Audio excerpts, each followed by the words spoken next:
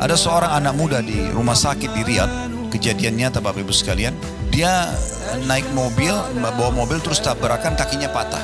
Subhanallah, sudah 3 tahun di rumah sakit. Satu waktu ada seorang syekh datang.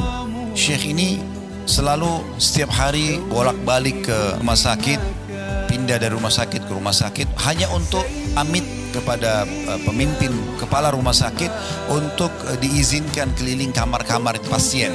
Dia hanya minta satu kamar pasien setengah menit, 1 menit, hanya menyabarkan mereka, mendoakan mereka, lalu dia pergi untuk mendapatkan pahala menjenguk orang sakit. Subhanallah, dia masuk kamar anak muda ini, kakinya masih digip, ya, pakai semen dan digantung. Sudah 3 tahun. Maka Syekh ini pun mengatakan, sabarlah, semoga jadi pembersihan dosamu, dinasehatin. Tapi dari semua pasien, anak muda ini beda sendiri.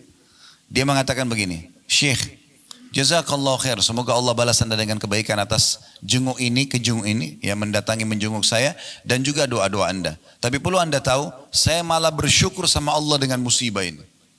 Kata Syekhnya, kok bisa? Kamu kan tabrakan, kakimu patah, sudah 3 tahun di rumah sakit. Dia bilang, Syekh, saya dulu ini termasuk anak muda yang lalai, malas sekali ibadah, nggak pernah sholat, ugal-ugalan. Itu sampai saya kejadian tabrakan itu, karena ugal-ugalan, selalu jauh dari agama Allah. Waktu awal saya tabrakan dan kaki saya patah dimasukkan ke rumah sakit ini, saya marah sekali, tidak bisa menerima keputusan Allah. Saya terus saja berkeluh kesah.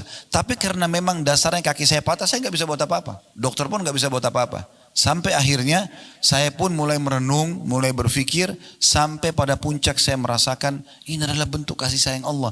Karena kalau saya tidak diginikan, saya memang tidak mau berhenti dulu ugal-ugalan, balap-balap, ganggu orang, mabuk-mabukan, ganggu, buat banyak kesalahan. Maka dia pun, ya mungkin Bapak Ibu maaf kalau mengatakan bagaimana bisa di Saudi ada orang mabuk, itu mungkin ada juga orang jual beli transaksi narkotika, ada orang ditangkap lalu dihukum oleh pemerintah, ada terjadi itu di sana ya. Yang jelas dia bilang, dan sekarang setelah saya bisa menerima takdir Allah itu, karena saya punya banyak waktu di kamar rumah sakit ini, maka saya pun bisa leluasa ibadah.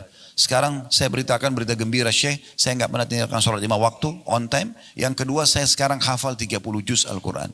Di atas ranjang ini saya hafal 30 juz Al-Quran. Karena saya banyak waktu, hanya saya mulai baca Quran, saya mulai hafal, dan sekarang saya hafal Quran. Dan saya bersyukur dengan Allah atas ujian ini. Subhanallah, semua penuh dengan hikmah.